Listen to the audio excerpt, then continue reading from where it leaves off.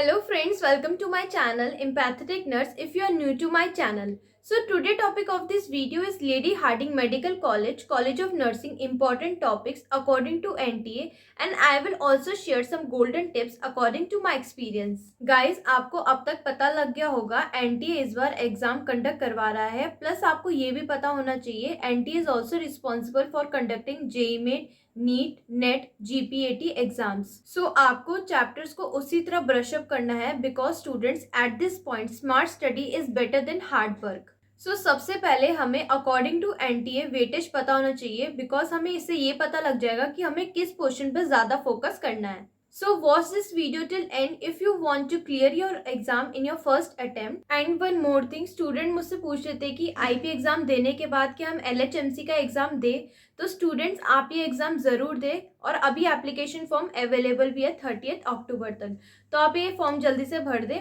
So now let's get start. So firstly all over weightage की बात करते हैं, देन हम अकॉर्डिंग टू सब्जेक्ट करेंगे। Start with 11th class. So 11th class से फिजिक्स 25% आता है, chemistry 25%, zoology 23%, botany 27%। 12th class से physics 25%, chemistry 24%, botany 27%, zoology 24%। Now discuss according to the subjects. So start with physics. 11th class physics, physical world and measurement 20%, kinematics 6%, laws of motion 7%, motion of system of particles and rigid body 13%, gravitation 7%, properties of bulk matter 20%, kinetic theory of gases and thermodynamics 20%, oscillation and wave 7%। 12th class physics, current electricity 23%, magnetic effects of current and magnetism 10%, electromagnetic induction 3%, optics 17%, dual nature of matter and radiation 23%, electronic devices 17%. 11th and 12th chemistry weightage. Physical chemistry first 18%, physical chemistry second 20%, inorganic chemistry first 18%, inorganic chemistry second 15%, organic chemistry first 9%, organic chemistry second 20%. अब according to the topic discuss करते हैं। सो physical chemistry 11th class, thermodynamics 25%, states of matter 13%, structure of atom 12%, some basic concepts of chemistry 12%, redox reaction 13%, equilibrium 25%। Physical chemistry 12th class, chemical kinetics 22%, surface chemistry 22%, solid state 11%, solution 23%, electrochemistry 22%। Inorganic chemistry 11th class, classification of elements and periodicity in properties 12%, chemical bonding 25%, hydrocarbon 13%, S block elements 25%, some P block elements 25%. Inorganic chemistry 12th class, D and F block elements 28%, coordination compound 29%, general principles and processes of isolation of elements 14%, P block element 29%. Organic chemistry class 11th and 12th, aldehyde, ketones and carboxylic acid 23%, some basic principles of organic chemistry 16%, hydrocarbons 15%, biomolecules 15%, alcohol, phenols and ether 15%, polymers and organic compounds containing nitrogen 8% each.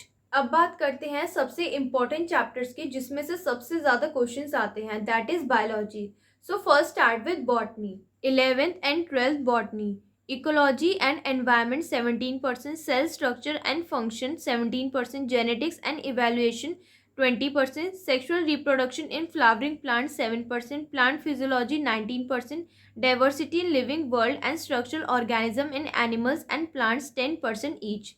Now 11th and 12th zoology subjects.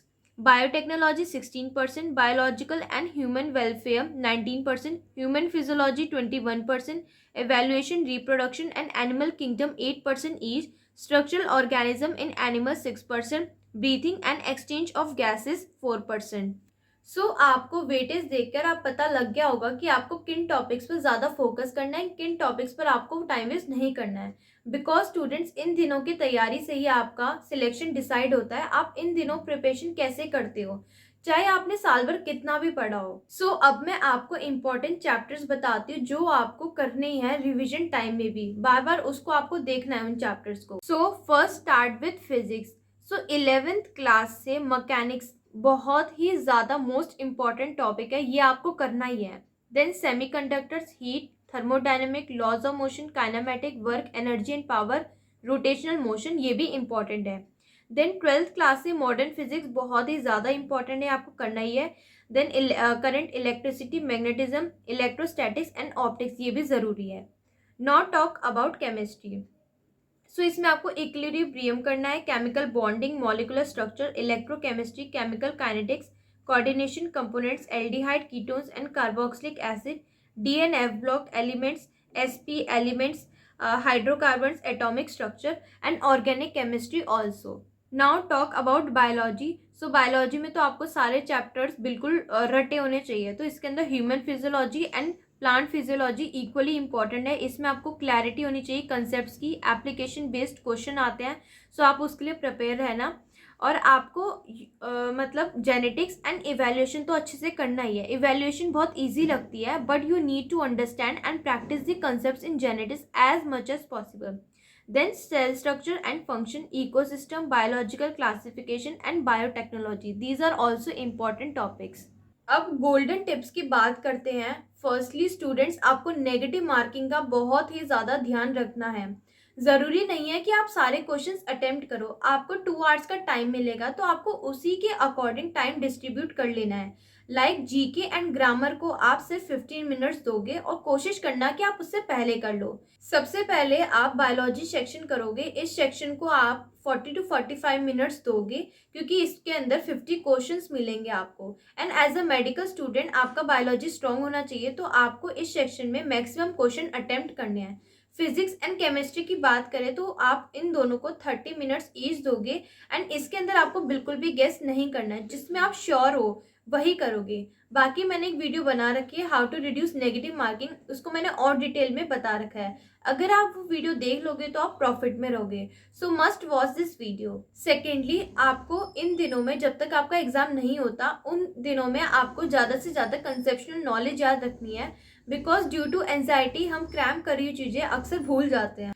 Thirdly, आपने जो previous year question paper करे होंगे, generally 10 year question paper ही करते हैं NEET के बच्चे, तो आपको जस्ट उसको ऊपर ऊपर से देख लेना है। इससे क्या होगा, आपका कॉन्फिडेंस बूस्टअप होगा। एंड एक और चीज़, आपको प्लीज कुछ नया ट्राई नहीं करना इन दिनों में। So that's all for this video. I hope आपको इस वीडियो से हेल्प मिली हो। सो अगर आपको इन केस कोई डाउट है तो मुझे आप कमेंट सेक्शन में बता सकते हो, एंड आप मुझे इंस्टाग्राम पे भी डीएम कर सकते हो। इंस्टाग्राम आईडी मेरी ये रही। So please like, share and subscribe my channel. Thanks for watching.